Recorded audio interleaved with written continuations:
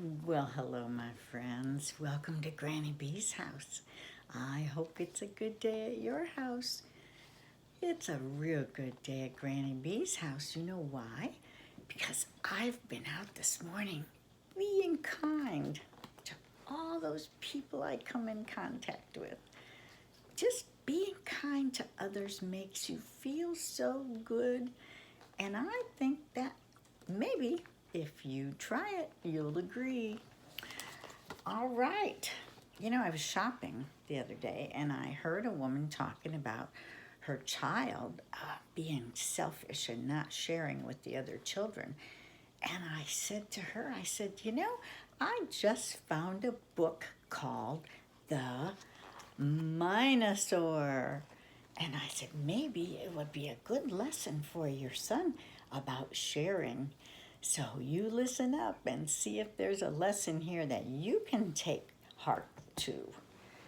Mine-o-saur is written by Sudipta Barden Quallen and it's illustrated by David Clark. One morning, can you see this okay? Let me get out of the way. One morning, before Mrs. Raptor rang the bell, the dinosaurs were playing in the schoolyard. All of a sudden, they heard a roar. Mine, mine, mine. Oh no, muttered Stegosaurus. Here comes the Mine-o-saur. He snatched the jump rope and the ball. He threw the cars against the wall, and then he roared to one and all, mine, mine, mine. Iguanodon said, that's not fair. Triceratops said, you should share. But the Mine-o-saur yelled, I don't care, they're mine, mine, mine. Right then the bell rang. The Mine-o-saur hugged the toys and sighed, all mine.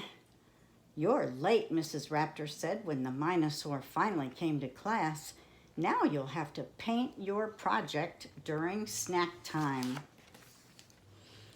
By the time Mine-o-saur finished, snack time was in full swing. The Mine-o-saur rushed on ahead. He snatched the scones and strudel bread. He bit the butter tarts and said, they're mine, mine, mine. That's our food, yelled Apatosaur. No, it's not, cried Mine-o-saur, and soon there was a tug of war as he wailed, mine! The rest of the class can go out for recess, Mrs. Raptor said. You will stay here until you clean up this mess. The Mine-o-saur scowled and bit into a scone. At least the food's all mine, he grumbled. But the feast wasn't much fun when it was made for one. Oh, at recess, the Mine-o-saur saw the other dinos having fun building a tower. His arms were flailing all around. The tower tumbled to the ground. He grabbed a bunch of blocks and frowned. They're mine, mine, mine. How could you, yelled Iguanodon. It's wrecked now, said Pteranodon. The Mine-o-saur said, oh, come on. These blocks are mine. The dinos rolled their eyes. Finally, Triceratops said, let's go, guys. I don't need them anyway, said Mine-o-saur. I'll build a better tower by myself. Look at this, he shouted, the biggest tower ever. But there was no dino around to hear. At the other end of the yard, the rest of the dinos were laughing and playing. They didn't seem to miss the Mine-o-saur at all. The Mine-o-saur began to shake. There's nothing left for me to take. No toys at all, for goodness sake. And they don't care. The Mine-o-saur wanted to laugh and play too, so he gathered all the stuff that was his and headed toward the dinos. The Mine-o-saur asked, want some snacks? The other dinos turned their backs. I've brought the blocks for us to stack. Come on, let's share. The Mine-o-saur tried saying, "Please, I've brought some toys. I'll give you these." The dinos stared down at their knees. They just didn't care. "Okay then," said the Mine-o-saur.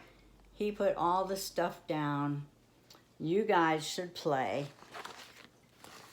The dinos looked at each other. "Isn't this your stuff?" asked Stegosaurus. The Mine-o-saur shook his head. "I shouldn't have taken it." The Mine-o-saur was still walking when he heard the dinos shout, "Wait!" They said, "We want to play with you." Said Mine-o-saur, "You really do?" The dinos nodded. "Yes, it's true. If you'll share, it's fine."